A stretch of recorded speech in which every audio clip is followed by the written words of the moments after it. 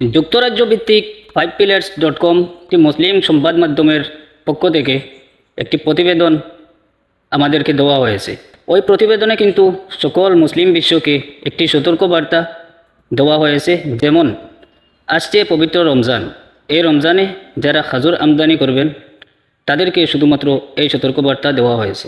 সতর্কবার্তাটা এই জন্য দেওয়া হয়েছে যে কোনো একটি দেশের নাম আমি উল্লেখ করব না, যদি আপনারা বিস্তারিত জানতে চান তাহলে 5pillars.com-এ নজর রাখুন।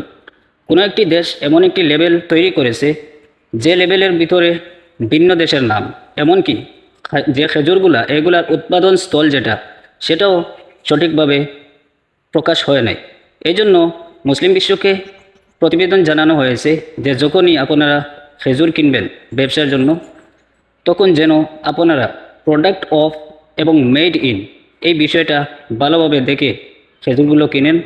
আর যদি আপনারা এইভাবে ভালোভাবে না দেখে কিনে ফেলেন তাহলে ওনাদের মতামত অনুযায়ী যে যারা সবসময় কেনাকাটা করে তাদের মধ্যে বিভ্রান্ত সৃষ্টি হতে পারে।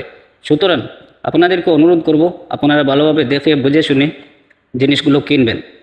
সুতরাং আজকের মতো এখানে রইল, আপনাদের মতামতটা কি অবশ্যই জানাবেন। আর আমার চ্যানেলটা সাবস্ক্রাইব করুন এ ধরনের নিত্য নতুন প্রতিদিন আপডেট পেতে। আর ইনশাআল্লাহ আমি সবসময় সত্য এবং সঠিকটা আপনাদের মাঝে তুলে ধরব। আজকের মতো বিদায় নিচ্ছি। আসসালামু আলাইকুম ওয়া রাহমাতুল্লাহি ওয়া বারাকাতুহু।